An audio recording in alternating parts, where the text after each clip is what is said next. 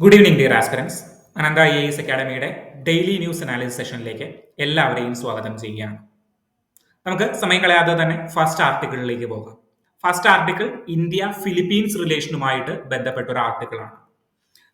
Philippines president ഇന്ത്യയിലേക്ക് സന്ദർശനത്തിന് വേണ്ടി വരികയും അതുകൂടാണ്ട് ഫിലിപ്പീൻസിൽ ഇന്ത്യ ഒരു നേവൽ എക്സസൈസ് കണ്ടക്ട് ചെയ്യുകയും ചെയ്യുന്നുണ്ട്. ഒരു മൾട്ടിലാറ്ററൽ എക്സർസൈസ് ഫിലിപ്പീൻസിൽ നമ്മൾ കണ്ടക്ട് ചെയ്യുകയും ചെയ്യുന്നുണ്ട് ഈ മാസങ്ങളിലായിട്ട്. അപ്പോൾ ഈ രണ്ട് കാരണങ്ങൾ കൊണ്ടും ഫിലിപ്പീൻസുമായിട്ടുള്ളൊരു അല്ലെങ്കിൽ ഫിലിപ്പീൻസുമായിട്ടുള്ളൊരു ഇന്റർനാഷണൽ റിലേഷൻ നമുക്ക് ഏറ്റവും ഇമ്പോർട്ടൻ്റ് ആയിട്ടുള്ളൊരു കാര്യമാണ്. അപ്പോൾ ആദ്യം നമ്മൾ ചെയ്യാൻ പോകുന്നത് ജോഗ്രഫിക്കൽ പൊസിഷനിൽ ഫിലിപ്പീൻസ് എവിടെയാണെന്ന് നമ്മളൊന്ന് ഐഡന്റിഫൈ ചെയ്യുകയാണ്. അതിനുശേഷം നമ്മൾ എങ്ങടേക്ക് പോകുന്നു? നമ്മൾ ഫിലിപ്പീൻ്റെ ഒരു ഇന്റർനാഷണൽ റിലേഷൻ പാർട്ടിലേക്ക് നമ്മൾ പോവുകയാണ്. ഓക്കെ, അപ്പൊ നമുക്ക് ഫസ്റ്റ് എങ്ങടേക്ക് പോകാം? ജോഗ്രഫിയിലേക്ക് പോകാം. അതിനു മുൻപ് ഈ ഒരു ക്വസ്റ്റ്യൻ നിങ്ങൾക്കൊന്ന് ആൻസർ ചെയ്യാൻ പറ്റുന്നുണ്ടോ എന്ന് നോക്കൂ. സ്കാർബറോ ഷോൾ എന്ന് പറയുന്ന ഒരു ഐലൻഡുമായി ബന്ധപ്പെട്ടാണ് ഈ ഒരു ചോദ്യം ചോദിച്ചിരിക്കുന്നത്. With reference to the south China sea region consider the following statements. South China സീയുമായി ബന്ധപ്പെട്ട് ഈ പറയുന്ന താഴെ കൊടുത്തിരിക്കുന്ന പ്രസ്താവനകൾ ശ്രദ്ധിക്കുക. Scarborough shoal is part of Spratly island group അല്ലെങ്കിൽ Spratly island group. Scarborough shoal എന്ന് പറയുന്നത് സ്പാർട്ട്ലി ഐലൻഡ് ഗ്രൂപ്പിന്റെ പാർട്ടാണ്. Scarborough shoal is a disputed territory primarily between China and Philippines. Then എന്താ പറഞ്ഞിരിക്കുന്നത്? നെക്സ്റ്റ് സ്റ്റേറ്റ്മെന്റ് എന്താ? The International Court of Justice awarded sovereignty over Scarborough Shoal to China in 2016. 2016 Scarborough show ചൈനയ്ക്ക് അധികാരപ്പെട്ട territory ആണ് എന്ന് പറഞ്ഞിട്ട് നമ്മൾ ഇന്റർനാഷണൽ കോർട്ട് ഓഫ് ജസ്റ്റിസ് തിരിച്ചു കൊടുത്തു. അപ്പൊ എവിടെയാണ് ഈ സ്കാർബറോ ഷോൾ? അതായത് നമ്മൾ ഈ ഫിലിപ്പീൻസിനെ കുറിച്ച് പറഞ്ഞിട്ട് സ്കാർബറോ ഷോളിനെ കുറിച്ചിട്ടുള്ള ചോദ്യം ചോദിച്ചിരിക്കുന്നു. ഇയാൾ എവിടെ നിന്നാണ് വരുന്നത് എന്നൊക്കെ ഒരു സംശയമുണ്ടോ നിങ്ങൾക്ക്?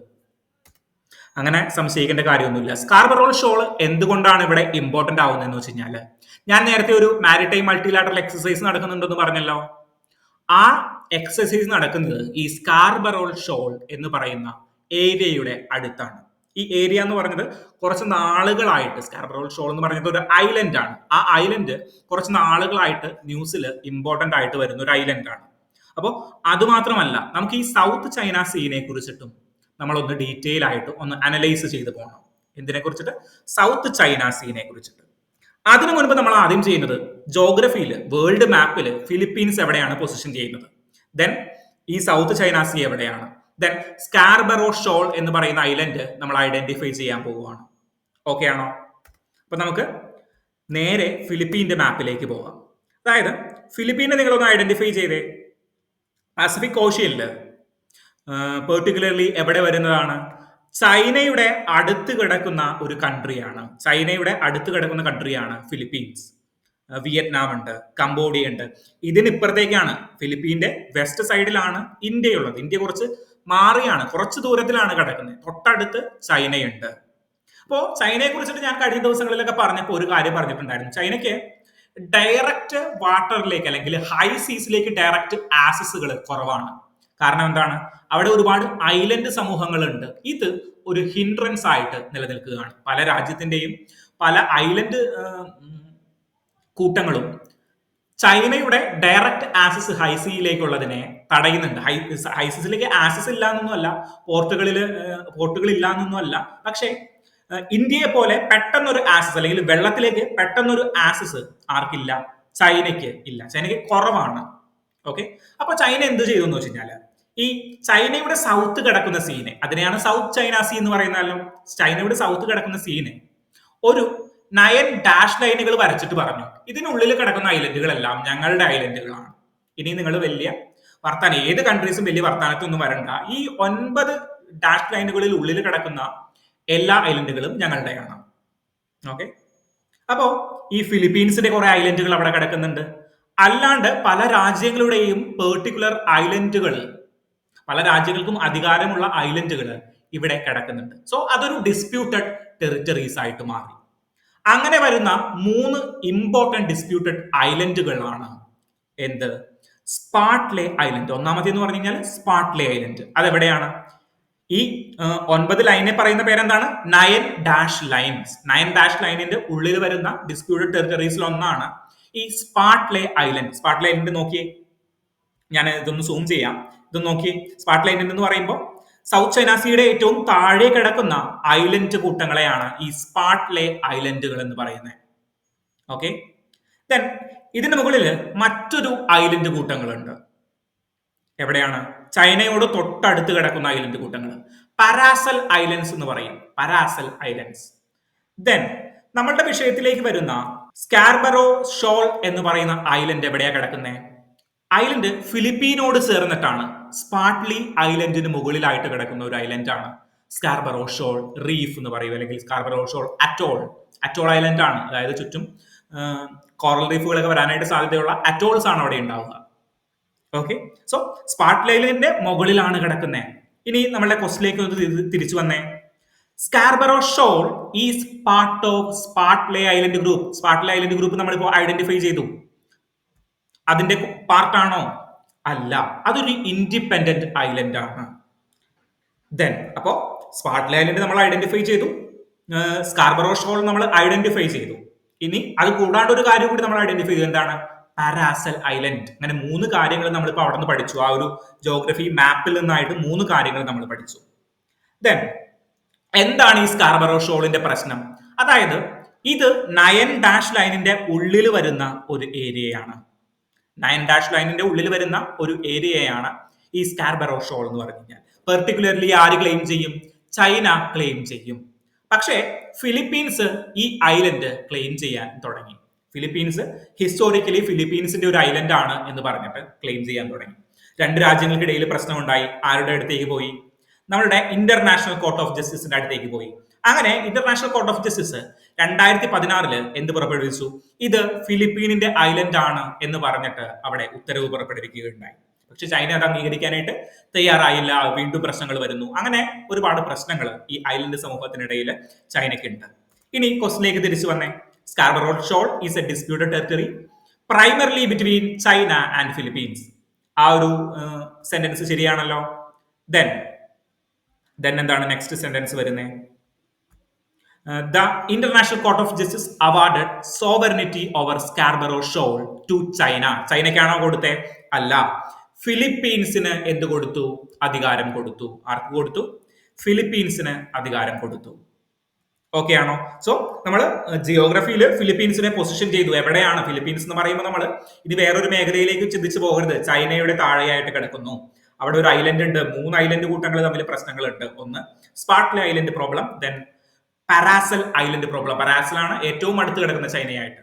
ദെൻ ഇനി നിങ്ങൾ ജസ്റ്റ് വീഡിയോ ഒന്ന് പോസ് ചെയ്തിട്ട് ഈ 3 ഐലൻഡുകളെയും നോർത്ത് ടു സൗത്ത് ഡയറക്ഷനിൽ ഒന്ന് അലൈൻ ചെയ്തേ. ഏറ്റവും സൗത്ത് ടു നോർത്ത് ഡയറക്ഷനിൽ ഒന്ന് അലൈൻ ചെയ്ത് ഏറ്റവും താഴെ കിടക്കുന്നത് ഏതാണ്? സ്പാട്ട്ലെ ഐലൻഡ് ആണ് ഏറ്റവും താഴെ കിടക്കുന്നത്. ദെൻ അതിന് മുകളിൽ ഏതാ കിടക്കുന്നത്? സ്കാർബറോ ഷോൾ ഐലൻഡ് ആണ് കിടക്കുന്നത്. ദെൻ മുകളിൽ പരാസൽ ഐലൻഡ്. മുകളിൽ എന്ന് പറയാനായിട്ട് പറ്റില്ല. നമ്മളുടെ സ്കാർബറോ ഷോളിന്റെ ഒരു വെസ്റ്റേൺ സൈഡായിട്ട്, അല്ലെങ്കിൽ അതിനൊരു പാരലായിട്ട് കുറച്ച് നീങ്ങിയിട്ടാണ് നമ്മളുടെ പരാസൽ ഐലൻഡുകൾ കിടക്കുന്നത്. ആക്ച്വലി നമുക്ക് ഇങ്ങനെ നേർവരയിൽ വരച്ചിട്ട് മുകളിലാണെന്ന് അറേഞ്ച് ചെയ്യാനായിട്ട് പറ്റില്ല. ഞാൻ പറഞ്ഞപ്പോൾ പറഞ്ഞു എന്നുള്ളൂ, നിങ്ങൾക്ക് മനസ്സിലാകാനായിട്ടും ആ ഒരു മൈൻഡ് മാപ്പ് നിങ്ങളുടെ മനസ്സിലേക്ക് വരാനായിട്ടുമാണ് ഞാൻ ഈ 3 കാര്യങ്ങളും പറഞ്ഞത്.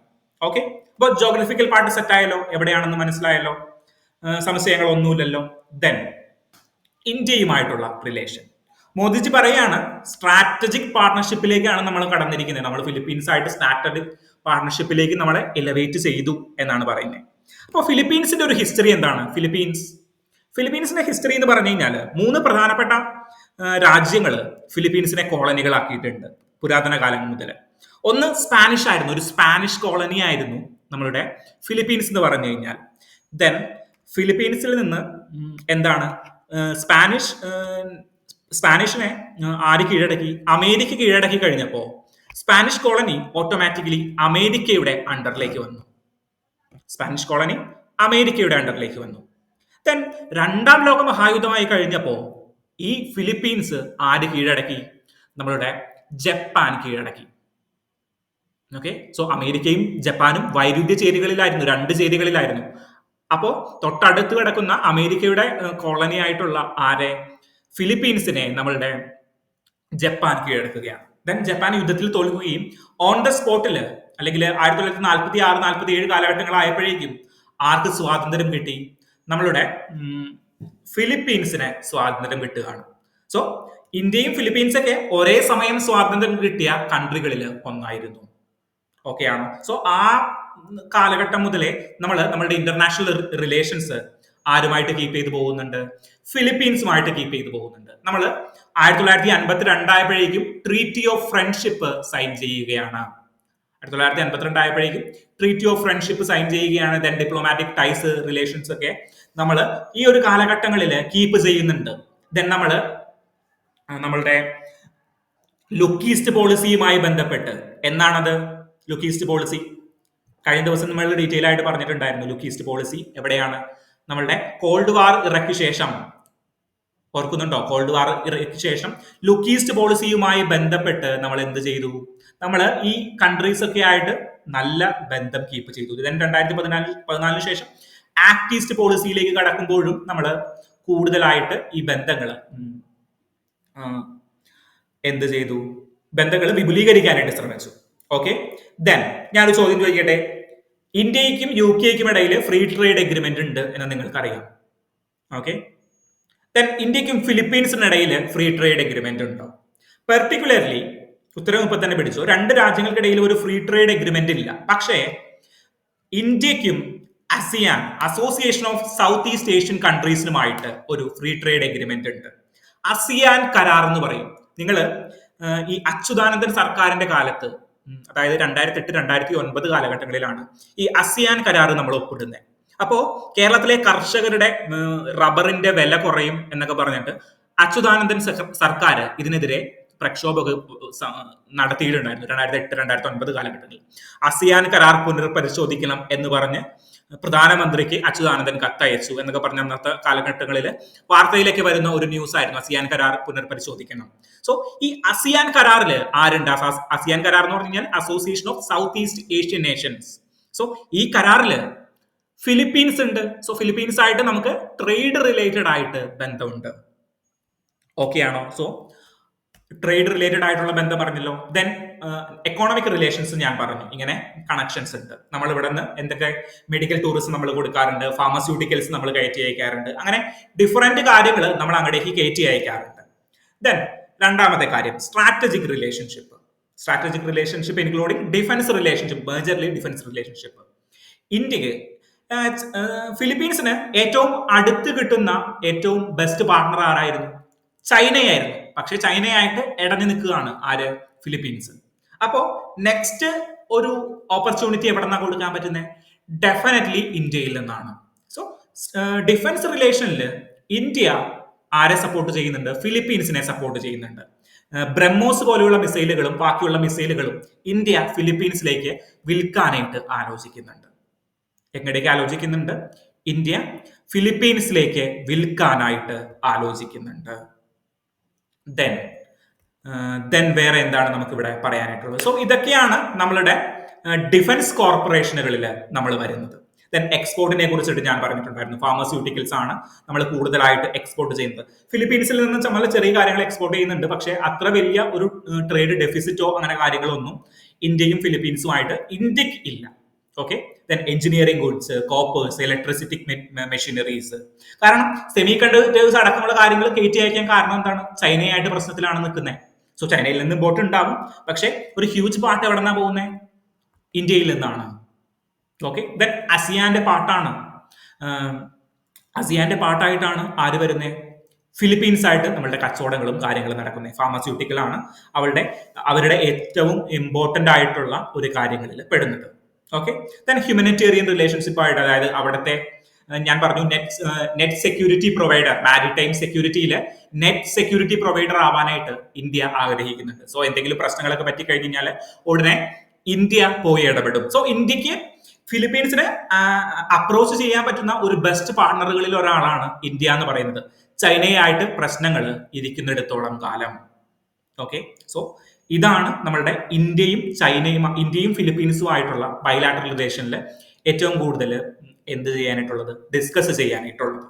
ഓക്കെ, ദെൻ ബ്രഹ്മോസ് മിസൈൽ ഡീലാണ് നമ്മൾക്ക് ഈ അടുത്ത് ഏറ്റവും കൂടുതൽ വാർത്തയിൽ വരാനായിട്ട് പോകുന്ന ഒരു കാര്യം. സോ നമ്മളുടെ യുണൈറ്റഡ് നേഷൻസിന്റെ റിഫോർമേഷനുകളിലെല്ലാം സപ്പോർട്ട് ചെയ്യപ്പെടാൻ പറ്റുന്ന ഒരു കൺട്രികളിൽ ഒന്നാണ് ഈ ഫിലിപ്പീൻസ് എന്ന് പറഞ്ഞു കഴിഞ്ഞാൽ. ഫിലിപ്പീൻസിന് ഈ അസിയാനില്, association of south east Asian നേഷനിലെ കുറച്ച് വലിയൊരു സ്ട്രോങ് ഹോൾഡ് ഉണ്ട്. ഓക്കെ, സോ അത് നമുക്ക് ഇമ്പോർട്ടൻസ് ആയിട്ട് യൂസ് ചെയ്യാനായിട്ട് പറ്റുന്ന ഒരു കാര്യമാണ്. നമ്മളൊരു നെറ്റ് സർവീസ് പ്രൊവൈഡറും net maritime security provider Indo Pacific റീജിയനിൽ നമ്മൾ വലിയൊരു ശക്തിയാവാനായിട്ട് ഉദ്ദേശിക്കുമ്പോൾ ഇത്രയും വലിയ ഫിലിപ്പീൻസ് എന്ന് പറയുന്ന ഒരു ചെറിയ കൺട്രി ആണെങ്കിൽ പോലും വലിയ സ്വാധീന ശക്തിയുള്ള, സൗത്ത് ഈസ്റ്റ് ഏഷ്യയിൽ വലിയ സ്വാധീന ശക്തിയുള്ള ഒരു കൺട്രി നമ്മളുടെ ഒപ്പം നിൽക്കുന്നത് നമുക്കൊരു പോസിറ്റീവ് സൈൻ കൂടിയാണ്. ഓക്കെ, സോ പൊസിഷനിങ് കറക്റ്റ് ആയല്ലോ, ജിയോഗ്രഫിക്കൽ പൊസിഷൻ കറക്റ്റ് ആയല്ലോ. ഐലൻഡുകൾ ഏതാണ്? സ്പാർട്ട്ലെ ഐലൻഡ്, പരാസൽ ഐലൻഡ്. ഓക്കെ ആണല്ലോ അതിന്റെ രണ്ടിന്റെയും പൊസിഷൻസ്. ദെൻ നമുക്ക് ഇന്റർനാഷണൽ റിലേഷൻ പാർട്ടിൽ വന്നപ്പോൾ അതിന്റെ ഒരു ഹിസ്റ്ററി നിങ്ങൾക്ക് മനസ്സിലായല്ലോ. എവിടെന്നാ തുടങ്ങിയ ജപ്പാൻ ആക്രമിച്ച കാര്യങ്ങൾ, ദെൻ ഇപ്പോ എവിടെ എത്തി നിൽക്കുന്നു എന്ന് മനസ്സിലായല്ലോ. സോ ഇനി വരുന്ന ദിവസങ്ങളിൽ ഡീറ്റെയിൽ ആയിട്ട് ഇതിന്റെ ക്രിറ്റിസിസം ഒക്കെ വരുമ്പോൾ നമുക്ക് ഡീറ്റെയിൽ ആയിട്ട് തന്നെ ഡിസ്കസ് ചെയ്ത് പോകാം. സോ അവിടെ ഞാൻ ഈ ബേസ് ഡിസ്കസ് ചെയ്യത്തില്ല. ഓക്കെ, മണി ലോണ്ടറിങ് എങ്ങനെ ടാക്കിൾ ചെയ്യും? എന്താണ് ഈ മണി ലോണ്ടറിങ് എന്ന് പറഞ്ഞു കഴിഞ്ഞാൽ? ലോണ്ടറിങ് എന്താണ്? ലോണ്ടറി, നമ്മൾ ലോണ്ടറി എന്ന് കേട്ടിട്ടുണ്ട്. തുണി അലക്കുന്നതിനെ ലോണ്ടറി എന്ന് നമ്മൾ പറയാറുണ്ടോ? സോ മണി ലോണ്ടറി എന്ന് പറഞ്ഞാൽ കള്ളപ്പണം വെളുപ്പിക്കുക. തുണി വെളുപ്പിക്കില്ലേ, നമ്മൾ കഴുകിയിട്ട് തുണി വെളുക്കുമല്ലോ, അതുപോലെ കള്ളപ്പണം വെളുപ്പിക്കുന്നതിനെയാണ് മണി ലോണ്ടറിങ് എന്ന് പറയുന്നത്. എങ്ങനെയാണ് മണി ലോണ്ടറിങ് നടക്കുന്നത്? മണി ലോണ്ടറിങ് നടക്കുന്നതെന്ന് വെച്ച് കഴിഞ്ഞാൽ പല രീതിയിൽ നടക്കാറുണ്ട്. കള്ളപ്പണം വെളുപ്പിക്കുന്നത് പല രീതിയിലാണ്. 3 സ്റ്റേജുകളുണ്ട് എന്നാണ് പറയാറ്. 3 സ്റ്റേജ് പ്രോസസ് ആണ്. ഒന്നാമത്തത് പ്ലേസ്മെന്റ് പ്രോസസ്. ആദ്യം ഫണ്ട് ഐഡന്റിഫൈ ചെയ്യും നമ്മൾ. ഒരു എക്സാമ്പിളിലൂടെ ഞാൻ പറയാം. ആദ്യം നമ്മൾ ഫണ്ട് ഐഡന്റിഫൈ ചെയ്യും. ഓക്കെ, ദെൻ ചെറിയ ചെറിയ രീതിയിൽ അതിനെ ചില ലെജിറ്റിമേറ്റ് ട്രാൻസാക്ഷനുകളായിട്ട് നമ്മൾ എന്തിലേക്ക് കൊടുക്കും? ഫിനാൻഷ്യൽ സിസ്റ്റത്തിലേക്ക് നമ്മൾ അത് ഇൻക്ലൂഡ് ചെയ്യും. അങ്ങനെ ലെജിറ്റിമേറ്റ് ട്രാൻസാക്ഷനുകളായിട്ട് ചെറിയ ചെറിയ ആർക്കും കണ്ടാൽ മനസ്സിലാക്കാത്ത ട്രാൻസാക്ഷനുകളായിട്ട് നമ്മൾ നമ്മളുടെ ഫിനാൻഷ്യൽ സിസ്റ്റത്തിലേക്ക് അത് ഇൻക്ലൂഡ് ചെയ്യും. ദെൻ ലെയറിംഗ് എന്ന് പറഞ്ഞു കഴിഞ്ഞാൽ എന്താണ്? ലെയർ വരിക്കുക. ലെയർ ചെയ്യുമ്പോൾ എന്താ ചെയ്യുക? നമ്മൾ ഡിഫറെന്റ് ട്രാൻസാക്ഷനുകൾ ഇതിലേക്ക് നടത്തും. അതായത് ഇത് വെച്ചിട്ട് നമ്മൾ ഡിഫറെന്റ് ട്രാൻസാക്ഷനുകൾ നടത്തും. ആരും ശ്രദ്ധിക്കാതെ വേണമല്ലോ ഇത് നടത്താൻ, ഇല്ലെങ്കിൽ പോലീസ് പിടിച്ചുകൊണ്ട് പോകുമല്ലോ. തീർച്ചയായിട്ടും പിടിച്ചുകൊണ്ട് പോകും. Then next stage integration. കാരണം ഇപ്പൊ നമ്മളുടെ കയ്യിലിരിക്കുന്നത് എന്താണ്? നമ്മൾ ഈ ട്രാൻസാക്ഷനുകൾ നടത്തിയിട്ട് നമ്മളുടെ കയ്യിൽ കള്ളപ്പണമാണ്, അല്ലെങ്കിൽ പണമുണ്ട്, ലീഗലി റെക്കഗ്നൈസ് ചെയ്യപ്പെടാത്ത പണമുണ്ട്. ഓക്കെ, അതിനെ നമ്മൾ ഫിനാൻഷ്യൽ സിസ്റ്റത്തിലേക്ക് വീണ്ടും ഇന്റഗ്രേറ്റ് ചെയ്യും. ഓക്കെ, ഫിനാൻഷ്യൽ സിസ്റ്റത്തിലേക്ക് വീണ്ടും ഇന്റഗ്രേറ്റ് ചെയ്യും. ഇതിനെയാണ് മണി ലോണ്ടറിങ് എന്ന് പറയുന്നത്. സോ എങ്ങനെയാണ് 3 സ്റ്റേജ്? ഒന്ന് placement stage, then layering stage, then integration stage. Okay, so ഇനി എക്സാമ്പിളിലേക്ക് വരാം. എങ്ങനെയാണ് ഒരു എക്സാമ്പിൾ പറഞ്ഞു മണി ലോണ്ടറിങ് എന്ന് പറയുന്നത്? അതായത് ഞാൻ കള്ളക്കടത്ത് നടത്തുന്ന ഒരാളാണ്. മാത്യു കള്ളക്കടത്ത് പ്രൈവറ്റ് ലിമിറ്റഡ് എന്ന് പറയുന്ന ഒരു സംഘടന ഞാൻ ഇവിടെ നടത്തുന്നുണ്ട്. എവിടെ? ഞാൻ ഇന്ത്യക്ക് പുറത്തു നിന്നുള്ള ഒരു രാജ്യത്താണ് ഞാൻ എൻ്റെ കള്ളക്കടത്ത് ബിസിനസ് നടത്തുന്നത്. അപ്പോൾ എനിക്ക് കള്ളപ്പണം ഒരുപാട് വരികയാണ്. ഓക്കെ, കള്ളപ്പണം എൻ്റെ കയ്യിൽ ഒരുപാട് വരികയാണ്. എനിക്കിതൊന്ന് വെളുപ്പിക്കണം. ഞാൻ എന്ത് ചെയ്യും? ഞാൻ ഈ ഭീകര സംഘടനകളായിട്ടുള്ള പല സംഘടനകളെയും സമീപിക്കും, അല്ലെങ്കിൽ ഈ ഡ്രഗ് സംഘടനകളെ സമീപിക്കും. ഡ്രഗ് ചേട്ടന്മാരെയൊക്കെ ഞാൻ സമീപിക്കും. എന്ത് പറയും? ഡ്രഗ് ചേട്ടാ, എനിക്ക് ഈ പൈസ ഒന്ന് വെളുപ്പിച്ച് കിട്ടണം. അപ്പൊ എന്താണ് ചെയ്യാൻ പറ്റുക? അപ്പൊ അവര് പറയും, മകളെ, നീ ഇപ്പൊ നിൽക്കുന്നത് ദുബായിലായിരിക്കാം, അല്ലെങ്കിൽ വേറെ ഏതെങ്കിലും രാജ്യത്തായിരിക്കാം. ഫോർ എക്സാമ്പിൾ ദുബായിൽ നിന്ന് എടുക്കാം. ദുബായിൽ ഞങ്ങൾക്ക് ബേസ് ഉണ്ട്, അല്ലെങ്കിൽ ദുബായിൽ ഞങ്ങൾക്ക് ഡ്രഗുകൾക്ക് വേണ്ടിയിട്ട് ഞങ്ങൾക്ക് പണം ഉണ്ട്, പണം ആവശ്യമുണ്ട്. അപ്പോൾ നീ നിന്റെ കയ്യിലിരിക്കുന്ന പണം, അതായത് ദുബായിലാണ് ഞാൻ കള്ളക്കടത്ത് നടത്തുന്നത്, അല്ലെങ്കിൽ ഞാൻ ദുബായിൽ എന്തെങ്കിലും വെട്ടിപ്പും അങ്ങനെയുള്ള പരിപാടികൾ നടത്തുന്നു, മാത്യു കള്ളക്കടത്ത് പ്രൈവറ്റ് ലിമിറ്റഡ്. ഓക്കെ, അപ്പൊ ഞാൻ അവിടെ എന്ത് ചെയ്യുന്നു? എന്റെ പൈസ ഞാൻ ഇവർക്ക് കൊടുക്കുകയാണ്. ഇങ്ങനെയുള്ള ടെററിസ്റ്റ് ഓർഗനൈസേഷനുകൾക്ക്, അല്ലെങ്കിൽ ഡ്രഗ് ഡീലേഴ്സിന്, അവിടെയുള്ളവർക്ക് കൊടുക്കുകയാണ്. ഓക്കെ, ഇവരിതെന്ത് ചെയ്യും? എന്നിട്ട് ഞാൻ ഇവരോട് പറഞ്ഞു, ഞാൻ നിങ്ങൾക്ക് ഇവിടെ പൈസ തരാം, കള്ളക്കടത്ത് കടത്തി കിട്ടിയ പൈസ ഞാൻ നിങ്ങൾക്ക് ഇവിടെ തരാം. പക്ഷേ ഇത് ഒരു 50 കോടി ഉണ്ട്. എനിക്ക് നിങ്ങളൊരു 40 കോടി വൈറ്റ് മണി ഇന്ത്യയിൽ തന്നാൽ മതി. ഓക്കെ, 40 കോടി വൈറ്റ് മണി ഇന്ത്യയിൽ തന്നാൽ മതി. അവർ സമ്മതിച്ചു. 50 കോടി നമ്മൾ ദുബായിൽ വെച്ചിട്ട് ഇങ്ങനെ ഒരു കള്ളക്കടത്ത് ഒരു ടെററിസ്റ്റ് ഓർഗനൈസേഷന് അല്ലെങ്കിൽ നമ്മളുടെ ആർക്ക് കൊടുത്തു? ഡ്രഗ് ഡീലേഴ്സിന് നമ്മൾ കൊടുത്തു. ഡ്രഗ് ഡീലേഴ്സിന് ദുബായിൽ മാത്രമല്ലല്ലോ പിടിപാട്, ഇന്ത്യയിൽ ഉണ്ടാവുമല്ലോ. ഇന്ത്യയിൽ അവരുടെ ആളുകൾ ഉണ്ടാവുമല്ലോ. അവരെന്ത് ചെയ്യും? അവര് ഒരു സ്ഥലം വാങ്ങി, ഒരു റെസിഡന്റ് ആയിട്ടുള്ളൊരു സ്ഥലം വാങ്ങി, അല്ലെങ്കിൽ ഏതെങ്കിലും ഒരു ഏരിയ വാങ്ങി.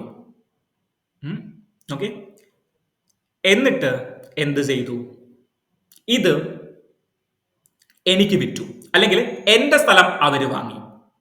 ഓക്കെ, അല്ലെങ്കിൽ എന്റെ സ്ഥലം ഒരു മിനിമൽ കേസിൽ അവര് വാങ്ങിയിട്ട് ഈ പണം എനിക്ക് ഇന്ത്യയിലുള്ള ഈ കള്ളക്കടത്ത് സംഘങ്ങൾ എന്റെ ബാങ്ക് അക്കൗണ്ടിലേക്ക് നിക്ഷേപിച്ചു തന്നു. അതായത് ആദ്യം എന്റെ പണം പ്ലേസ്മെന്റ് സ്റ്റേജിൽ ഞാൻ എന്ത് ചെയ്തു? ഇല്ലീഗൽ ട്രേഡിലൂടെ ഈ പണം കൈക്കലാക്കി. ഓക്കെ, ദെൻ ഞാൻ എന്ത് പറഞ്ഞു? ഞാൻ ഈ കള്ളപ്പണം ആർക്ക് കൊടുത്തു? ദുബായിലെ ടെററിസ്റ്റ് ഓർഗനൈസേഷനിൽ പെടുന്ന കുറച്ച് കൂട്ടങ്ങളെ ഞാൻ ഐഡന്റിഫൈ ചെയ്തു, അല്ലെങ്കിൽ ഡ്രഗ് ബിസിനസ് ചെയ്യുന്ന ആളുകളെ ഞാൻ ഐഡന്റിഫൈ ചെയ്തിട്ട് അവർക്ക് കൊടുത്തു. ദെൻ എനിക്ക് ലെയറിങ് ചെയ്യണം. അപ്പൊ ഞാൻ അവരോട് പറഞ്ഞു, എനിക്ക് ഇന്ത്യയിലേക്ക് തന്നെ ഈ പണം എനിക്ക് ഇന്ത്യയിൽ തന്നെ. ഇന്ത്യയിൽ എങ്ങനെ തന്നെ? ഇന്ത്യയിലെ ഫിനാൻഷ്യൽ സിസ്റ്റത്തിലേക്ക് ഇന്റഗ്രേറ്റ് ചെയ്തിട്ട് വൈറ്റ് മണി ആയിട്ട് എനിക്ക് തന്നെ. ഓക്കെ, സോ ഇവരെന്ത് ചെയ്തു? ഇവര് ആ പണം എനിക്ക് തിരിച്ചെടുക്കുകയും അതിനെന്തെങ്കിലും പാരിതോഷികം അവർ തിരിച്ചു വാങ്ങുകയും ചെയ്യും. ഓക്കെ, ഇത്രയേ ഉള്ളൂ ഈ മണി ലോണ്ടറിങ്ങിന്റെ ബിസിനസ്. ഇതിനെ പെർട്ടിക്കുലർലി പറയുന്നത് ഹവാല ഡീലിംഗ്സ് എന്നാ പറയുന്നത്. നമ്മൾ ഇപ്പോ നിങ്ങൾ ഡ്രഗ് മണി എന്നൊക്കെ പറയുന്നത് മേജർലി പോയിക്കൊണ്ടിരിക്കുന്നത് ഈ ടെററിസ്റ്റ് ഓർഗനൈസേഷനുകൾക്ക് വേണ്ടിയിട്ടാണ്. ഫിനാൻഷ്യൽ ആക്ഷൻ ടാസ്ക് ഫോഴ്സ് പഠിച്ചു ഓർക്കുന്നുണ്ടോ? എന്നാണ് 1986-87 പീരീഡിലാണ് ഫോം ചെയ്തത്. എന്തിനു വേണ്ടിയിട്ടാണ്? മണി ലോണ്ടറിങ് തടയുന്നതിന് വേണ്ടിയിട്ടാണ്. മനസ്സിലായോ? സോ മണി ലോണ്ടറിംഗിൽ ഇനി ഒരു സംശയമില്ലല്ലോ. ഹവാല പണമിടപാടുകൾ, ദെൻ ഈവൻ ഇന്ത്യയിൽ തന്നെ നിന്നുകൊണ്ട്, എനിക്ക് ദുബായിൽ ഇല്ലെങ്കിൽ ഞാൻ ഇന്ത്യയിൽ തന്നെ നിന്നുകൊണ്ട് എനിക്ക് പണമിടപാടുകൾ നടത്താം. ബിനാമി ഇടപാടുകൾ, ഇങ്ങനെയൊക്കെയാണ് പണങ്ങൾ നടത്തുന്നത്. അതായത് ഞാനൊരു കൈക്കൂലിക്കാരനായിട്ടുള്ള ഒരു IAS ഉദ്യോഗസ്ഥനാണെന്ന് വിചാരിക്കുക. ഞാൻ എല്ലാവരും അടുത്തുനിന്നും ഒരൊപ്പിന് 500 രൂപ വെച്ച് വാങ്ങുന്ന ഒരു ഉദ്യോഗസ്ഥനാണ്. സോ എനിക്ക് അൺഎത്തിക്കലി ഒരു 5 കോടി രൂപ എന്റെ കയ്യിലേക്ക് വരികയാണ്. ഓക്കെ, സോ ഞാൻ എന്ത് ചെയ്യും? ഞാൻ ഈ പൈസ ബ്ലാക്കിൽ എന്ത് ചെയ്യും? ഒരു ലക്ഷറി വാച്ച് വാങ്ങുകയാണ്, അല്ലെങ്കിൽ ഒരു ലക്ഷറി പെയിന്റിങ് വാങ്ങുകയാണ്. ഓക്കെ, എന്നിട്ട് ഞാൻ ഒരു 10 ദിവസം ഈ പെയിന്റിങ് എന്റെ മുറിയിൽ കൊണ്ടുപോയിട്ട് തൂക്കിയിട്ടു. ദെൻ ഞാൻ നല്ലൊരു ബയറിനെ കണ്ടപ്പോൾ ഞാൻ പറഞ്ഞു, എന്റെ കയ്യിൽ ഒരു പെയിന്റിംഗ് ഉണ്ട്, നിങ്ങൾ ഒരു 6 കോടി രൂപ തന്നിട്ട് ഇത് എടുത്തു. 10 കോടിയുടെ മുതലാണ് 6 കോടി രൂപ തന്നിട്ട് എടുത്തു. പക്ഷെ എനിക്ക് വൈറ്റ് മാത്രമേ, ഞാൻ സത്യസന്ധനായിട്ടുള്ള ഒരു ഉദ്യോഗസ്ഥനാണ്, വൈറ്റ് മാത്രമേ ഞാൻ സ്വീകരിക്കുകയുള്ളൂ. ബാങ്കിൽ ഇട്ടു. അതിൽ നിന്ന് വരുന്ന തുകയ്ക്ക് ഞാൻ ഇൻകം ടാക്സ് വരെ അടയ്ക്കും. ഞാൻ സർക്കാരിനെ പറ്റിച്ചൊരു കാര്യം ഉണ്ടാക്കില്ല എന്ന് പറഞ്ഞിട്ട് ഞാനൊരു 6 കോടിക്ക് ഇത് വിറ്റു. ഓക്കെ, എന്നിട്ട് 6 കോടിയുടെ ഒരു 7% ഞാൻ ഇൻകം ടാക്സ് അടച്ചിട്ട് ഞാൻ എന്തായി? ഞാൻ നല്ല പൗരനായിട്ട്, ഇന്ത്യയുടെ നല്ല പൗരനായിട്ട് മാറി. സോ അൺഎത്തിക്കലായിട്ട് കിട്ടുന്ന പണം ആദ്യം ഞാൻ പ്ലേസ്മെന്റ് ചെയ്തു, അതിനുശേഷം ലെയറിങ് ചെയ്തു. ലെയറിങ് ചെയ്യുന്നത് എങ്ങനെയാണ്? ഒരു പ്രൊഡക്റ്റ് ഞാൻ വാങ്ങി, എന്നിട്ട് അത് കുറച്ച് ദിവസം എന്റെ റൂമിൽ കൊണ്ടുപോയി തൂക്കിയിട്ടു. ദെൻ വീണ്ടും എന്റെ പണത്തെ ഞാൻ എന്ത് ചെയ്യണം? ഇന്റഗ്രേറ്റ് ചെയ്യണം. എന്തിലേക്ക്? ഫിനാൻഷ്യൽ സിസ്റ്റത്തിലേക്ക് ഇന്റഗ്രേറ്റ് ചെയ്യുകയാണ്. ഓക്കെ ആണല്ലോ. സോ അങ്ങനെ ഡിഫറെന്റ് മോഡ് ഉണ്ട്. ഹവാല ഇടപാടുകളായിട്ടാണെങ്കിലും, കുഴൽപ്പണം എന്നൊക്കെ കേട്ടിട്ടില്ലേ? നമ്മൾ കുഴൽപ്പണം കടത്തി കൊണ്ടുപോയി, അങ്ങനെയുള്ള പണം എങ്ങനെയൊക്കെയാണ് വരുന്നത്? സോ ഇതെല്ലാം ഈ മണി ലോണ്ടറിങ്ങിന്റെ ഭാഗമായിട്ട് വരുന്ന കാര്യങ്ങളാണ്. ഷെൽ കമ്പനീസ് യൂസ് ചെയ്തുകൊണ്ട് മണി ലോണ്ടറിങ്സ് നടത്താറുണ്ട്. നിങ്ങൾ ഒരു കാര്യം ശ്രദ്ധിച്ചിട്ടുണ്ടോ? നിങ്ങൾ നെറ്റിൽ പോയിട്ട് ഇന്ത്യയുടെ ഫോറിൻ ഡയറക്റ്റ് ഇൻവെസ്റ്റ്മെന്റിൽ ഏറ്റവും കൂടുതൽ ഫോറിൻ ഡയറക്റ്റ് ഇൻവെസ്റ്റ്മെന്റ് നടത്തുന്ന 4 കൺട്രീസിന്റെ പേരെടുത്തേ.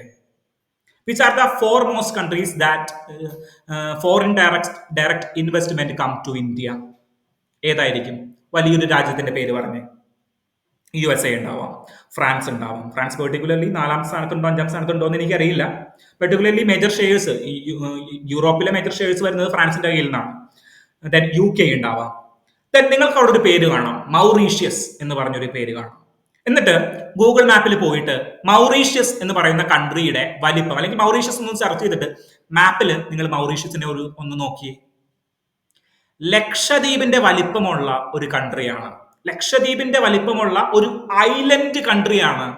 രാജ്യത്തെ ലോകത്തെ 4ാമത്തെ വലിയ എക്കോണമിയിൽ ഏറ്റവും കൂടുതൽ ഫോറിൻ ഡയറക്റ്റ് ഇൻവെസ്റ്റ്മെന്റുകൾ നടത്തുന്നത്.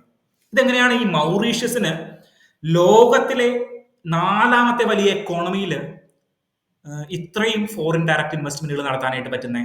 അത് ഈ ഷെൽ കമ്പനീസ് യൂസ് ചെയ്തുകൊണ്ടാണ്. ഷെൽ കമ്പനീസ് അവിടെ ഇന്ത്യയുടെ പല കമ്പനികൾക്കും അവിടെ ഷെയറുകളുണ്ട്, അല്ലെങ്കിൽ അവിടെ ഓപ്പറേറ്റ് ചെയ്യുന്നുണ്ട്. പണം അവിടെ പോവുകയും അത് ലോണ്ടർ ചെയ്ത് നല്ല പണമായിട്ട് ഇന്റഗ്രേറ്റ് ചെയ്യും. എന്തിലേക്ക്? ഇന്ത്യയുടെ ഫിനാൻഷ്യൽ സിസ്റ്റത്തിലേക്ക്. സോ ഇവൻ പാർലമെന്റിന് പോലും അറിയാവുന്ന ഒരു കാര്യമാണ്. പാർലമെന്റിൽ എനിക്ക് തോന്നുന്നു ചോദ്യം ഉൾപ്പെടെ പാർലമെന്റിൽ സ്റ്റാർ മാർക്കറ്റ് ക്വസ്റ്റൻ ആയിട്ട് എനിക്ക് തോന്നുന്നു ഈ മൗറീഷ്യസിന്റെ കാര്യം ചോദിച്ചിട്ടുണ്ട്. മൗറീഷ്യസ് ഇന്ത്യയുടെ ഇത്രയും ലാർജസ്റ്റ് എക്കോണമി ആയിട്ടുള്ള ഇന്ത്യയിലേക്ക് വരുന്നത് മൗറീഷ്യസ് എന്ന് പറയുന്ന ഒരു കൺട്രിയിൽ നിന്നാണ്. ഫോറിൻ ഡയറക്റ്റ് ഇൻവെസ്റ്റ്മെന്റിന്റെ നല്ലൊരു ഭാഗവും വരുന്നത്. സോ ഇന്ത്യയിലെ കമ്പനീസ് ഈ കള്ളപ്പണം വെളുപ്പിച്ചുകൊണ്ട് ഇന്ത്യയിലേക്ക് വരുന്നത് ഒരു ഭാഗം ഇങ്ങനെയൊക്കെ തന്നെയാണ്. മനസ്സിലാവുന്നുണ്ടോ? ഷെൽ കമ്പനീസ് എന്ന് പറഞ്ഞു കഴിഞ്ഞാൽ ആക്ച്വൽ കമ്പനിയല്ല, ഒരു പുറന്തോട് മാത്രമേ അവിടെ ഉണ്ടാവുകയുള്ളൂ, ഷെല്ല് മാത്രമേ അവിടെ ഉണ്ടാവുകയുള്ളൂ. ഷെൽ കമ്പനീസിനെ കുറിച്ചിട്ടൊരു ചോദ്യം മുന്നേ ചോദിച്ചിട്ടുണ്ട് തോന്നുന്നു. ഷെൽ കമ്പനീസ് ആക്ടില് ഡിഫൈൻ ചെയ്തിട്ടുണ്ടോ ഇല്ലയോ എന്നുള്ളത്. Companies act 2013 shell companies define ചെയ്തിട്ടുണ്ടോ? ഷെൽ കമ്പനീസ് ഒന്നും ഡിഫൈൻ ചെയ്തിട്ടില്ല. പെർട്ടിക്കുലർലി ഷെൽ കമ്പനീസ് എന്താണെന്ന് ഇനി കമ്പനീസ് ആക്ട് ഡിഫൈൻ ചെയ്തിട്ട് വേണം. അങ്ങനെ ഡിഫൈൻ ചെയ്തിട്ടൊന്നുമില്ല. ഓക്കെ, 1 പേഴ്സൺ കമ്പനി അല്ലെങ്കിൽ ജോയിന്റ് സ്റ്റോക്ക് കമ്പനി അങ്ങനെയുള്ള കാര്യങ്ങളൊക്കെ ഡിഫൈൻ ചെയ്തിട്ടുണ്ട്. ഷെൽ കമ്പനീസ് പെർട്ടിക്കുലർലി നമ്മളുടെ കമ്പനീസ് ആക്ട് 2030 ഡിഫൈൻ ചെയ്തിട്ടില്ല. ഒരു പ്രീവിയസ് ഇയർ ക്വസ്റ്റ്യൻ കണ്ടപ്പോൾ പറഞ്ഞേ ഉള്ളൂ. ഓക്കെ, ദെൻ ഇങ്ങനെയാണ് മണി ലോണ്ടറിങ് നടത്തുന്നത്. ദെൻ 2 ലോസ് ആണ്, അല്ലെങ്കിൽ 2 നിയമങ്ങളാണ് ഇവിടെ ഇമ്പോർട്ടന്റ് ആയിട്ട് നമ്മൾക്ക് പഠിക്കേണ്ടത്. ഒന്ന്, prevention of money laundering act, PMLA. Prevention of money laundering act 2002 money laundering തടയുന്നതിന് വേണ്ടിയിട്ട് നമ്മൾ എന്ത് ചെയ്തു? നമ്മളൊരു നിയമം പാസ്സാക്കുകയും അതിനെ prevention of money laundering act എന്ന് പേരിട്ട് വിളിക്കുകയും ചെയ്തു. സോ ഇത് പ്രകാരമാണ് ED, എൻഫോഴ്സ്മെന്റ് ഡയറക്ടറേറ്റ്, നമ്മളുടെ ഫിനാൻസ് മിനിസ്ട്രിയുടെ കീഴിലുള്ള ഒരു വിങ് ആണ് എൻഫോഴ്സ്മെന്റ് ഡയറക്ടറേറ്റ്. എന്താണ് എൻഫോഴ്സ്മെന്റ് ഡയറക്ടറേറ്റിന്റെ പ്രധാന പണി? MLA മാര്, MP മാര് മറ്റ് സംസ്ഥാനങ്ങളിൽ നോൺ BJP ഭരിക്കുന്നവരുടെ കീഴിൽ വരുന്ന കേസുകൾ അന്വേഷിക്കുക, ഇതാണോ? അല്ല. പെർട്ടിക്കുലർലി മണി ലോണ്ടറിങ് തടയുക എന്നുള്ളതാണ് എൻഫോഴ്സ്മെന്റ് ഡയറക്ടറേറ്റിന്റെ പ്രധാന പണി. Prevention of money laundering act പ്രകാരമുള്ള കേസുകൾ അന്വേഷിക്കുക, ഫെമ കേസുകൾ അന്വേഷിക്കുക. FEMA means foreign exchange management act. Foreign exchange management act. എത്ര പണം പുറത്തു നിന്ന് വരുന്നുണ്ട്, എത്ര പണം അതിൽ എന്തൊക്കെയാണ് നടക്കുന്നത് എന്നുള്ളതൊക്കെ ഡീറ്റെയിൽ ആയിട്ട് അന്വേഷിക്കാനായിട്ടാണ് എൻഫോഴ്സ്മെന്റ് ഡയറക്ടറേറ്റ്. ഇപ്പോൾ എൻഫോഴ്സ്മെന്റ് ഡയറക്ടറേറ്റിന്റെ ഒരു ഉദ്ദേശശുദ്ധി മാറിയിട്ടുണ്ടോ എന്ന് നമ്മളൊന്ന് ചിന്തിക്കേണ്ടിയിരിക്കുന്നു. വലുതായിട്ട് മാറിയിട്ടുണ്ടോ എന്ന് എനിക്കറിയില്ല, ചിന്തിക്കേണ്ടിയിരിക്കുന്നു. ഓക്കെ, സോ എന്തൊക്കെയോ ചെയ്യുന്നുണ്ടെന്ന് ആരൊക്കെയോ പറയുന്നുണ്ട്. ഓക്കെ, സോ PMLA ആക്ട് മനസ്സിലായല്ലോ, ഫെമ ആക്ട് മനസ്സിലായല്ലോ. ദെൻ വേറെ എന്താണ്? വേറെ എന്ന് പറയുന്നത് ഫിനാൻഷ്യൽ ആക്ഷൻ ടാസ്ക് ഫോഴ്സ് ആണ്. ഞാൻ ഫിനാൻഷ്യൽ ആക്ഷൻ ടാസ്ക് ഫോഴ്സിനെ കുറിച്ചിട്ട് ഒരു ക്ലാസ്സിൽ ഡീറ്റെയിൽ ആയിട്ട് ഡിസ്കസ് ചെയ്തിട്ടുണ്ടായിരുന്നു. 1987 ഇന്ത്യ മെമ്പർ ആണോ? ഇന്ത്യ മെമ്പർ ആണ്. ദെൻ 2002 എന്താണ്? 9/11 അറ്റാക്കിന് ശേഷമാണ് എന്ത് നടക്കുന്നേ? നമ്മളുടെ ടെറർ ഫിനാൻസിങ്ങും ഫിനാൻഷ്യൽ ആക്ഷൻ ടാസ്ക് ഫോഴ്സിന്റെ ഭാഗമായിട്ട് കൂട്ടിച്ചേർക്കുന്നത് എന്നൊക്കെ ഞാൻ അന്ന് പറഞ്ഞിട്ടുണ്ടായിരുന്നു. ഓർക്കുന്നുണ്ടോ? സോ ഇതാണ് മണി ലോണ്ടറിങ്ങുമായി ബന്ധപ്പെട്ടിട്ട് എനിക്ക് പറയാനായിട്ടുള്ളത്. ദെൻ നെക്സ്റ്റ് ഒരു വേർഡിലേക്ക് എനിക്ക് പോകാനുണ്ട്. ഏതാണ് അവിടെ വേർഡ്? നെക്രോപൊളിറ്റിക്സ്. അത്ര ഡീറ്റെയിൽ ആയിട്ട് ന്യൂസിൽ വന്നൊരു കാര്യമല്ല, അത്ര ഡീറ്റെയിൽ ആയിട്ട് നിങ്ങൾ വായിച്ചിരിക്കേണ്ട ഒരു കാര്യമൊന്നുമില്ല. പക്ഷെ if you are an sociology optional aspirant, then ആ ഒരു ന്യൂസ് നിങ്ങൾക്ക് ഏറ്റവും ഇമ്പോർട്ടന്റ് ആയിട്ടുള്ള ഒരു കാര്യമാണ്. ബയോപൊളിറ്റിക്സ് ആൻഡ് നെക്രോപൊളിറ്റിക്സ് എന്ന് പറയുന്നത് കറണ്ട് അഫയേഴ്സിൽ സോഷ്യോളജി ഭാഗത്ത് ഏറ്റവും ഇമ്പോർട്ടന്റ് ആയിട്ട് വരുന്ന ഒരു കാര്യമാണ്. എന്താണ് ഈ നെക്രോപൊളിറ്റിക്സ് എന്ന് പറഞ്ഞു കഴിഞ്ഞാൽ? അതായത് നിങ്ങൾ ഈ പിക്ചറിലേക്ക് ഒന്ന് നോക്കൂ. ഒരു മനുഷ്യൻ അതീവ ദുഃഖത്തോടു കൂടിയിട്ട് ഒരു അവസരമായിട്ടുള്ള ഒരാളെ ബൈക്കിൽ കയറ്റിക്കൊണ്ട് മുന്നോട്ട് പോവുകയാണ്. ബൈക്കിനാണ് നമ്പർ പ്ലേറ്റും ഇല്ല, ഇവർ രണ്ടുപേരുമാണ് ഹെൽമെറ്റ് വെച്ചിട്ടില്ല. ഇങ്ങനൊരു ചിത്രം കേരളത്തിന്റെ റോഡിലൂടെയാണ് പോയിക്കൊണ്ടിരുന്നതെങ്കിലോ, കേരളത്തിലെ ഏത് സംസ്ഥാനത്തായി, ഏത് രാജ്യത്ത്, ഏത് ഡിസ്ട്രിക്റ്റിലായിക്കോട്ടെ, കേരളത്തിലെ ഒരു സംസ്ഥാനത്തിലൂടെയാണ് ഇങ്ങനെ ഒരു ചിത്രം ഉള്ള ഒരാള് പോയിക്കൊണ്ടിരിക്കുന്നത്. നിങ്ങൾ ഓർക്കുന്നുണ്ടോ എന്നറിയില്ല. COVID-19 വന്ന കാലത്ത് കോവിഡ് ബാധിച്ച ആള് കുറച്ച് ക്രിട്ടിക്കലി സീരിയസ് ആയി കഴിഞ്ഞപ്പോൾ അവിടെ നിന്നിരുന്ന ഈ വോളണ്ടിയേഴ്സ്, രണ്ടുപേര് PPE കിട്ടിയിരുന്ന വോളണ്ടിയേഴ്സ് എന്ത് ചെയ്തു, ഇദ്ദേഹത്തെ ഓക്സിജൻ കിട്ടുന്ന ഒരു മുറിയിലേക്ക്, അല്ലെങ്കിൽ ഓക്സിജൻ കിട്ടുന്ന സ്ഥലത്തേക്ക് ബൈക്കില് ഇദ്ദേഹത്തെ എടുത്തുകൊണ്ട് പോയി.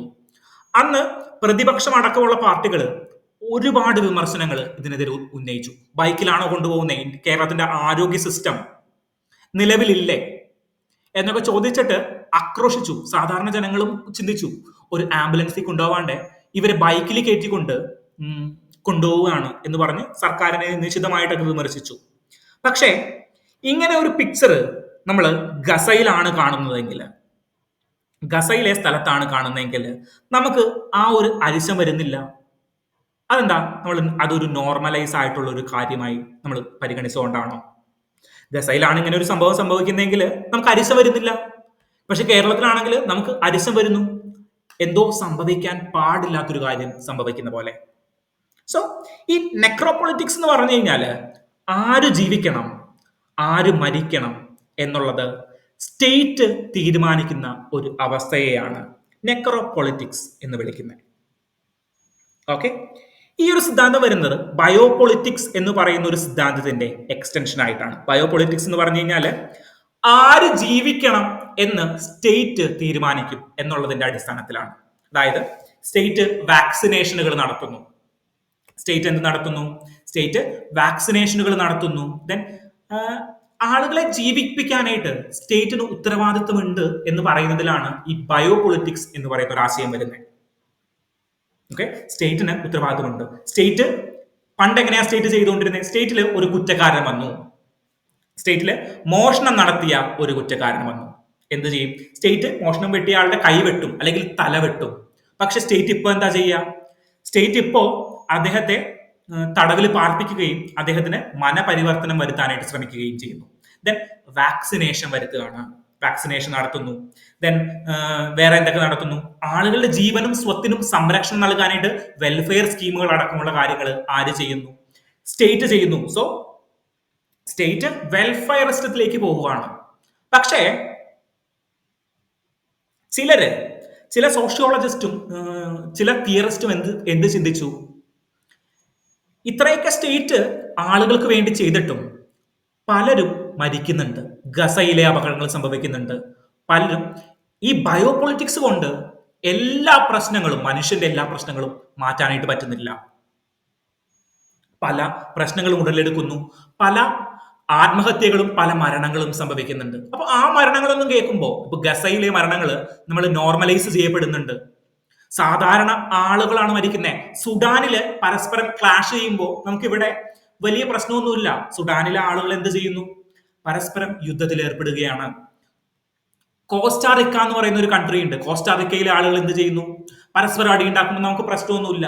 പക്ഷേ കേരളത്തിൽ ഒരാൾ അടിയുണ്ടാക്കി കഴിയുമ്പോൾ നമുക്ക് പ്രശ്നമാണ്. കേരളത്തിലെ ഒരു കൊച്ചുകുട്ടി എന്ത് ചെയ്യാണ്? കേരളത്തിൽ ഒരു കൊച്ചുകുട്ടി കഴിഞ്ഞ ദിവസം മരിച്ചല്ലോ. എങ്ങനെ? അദ്ദേഹം ചെരുപ്പ് എടുക്കാനായിട്ട് എങ്ങടേക്ക് പോയി?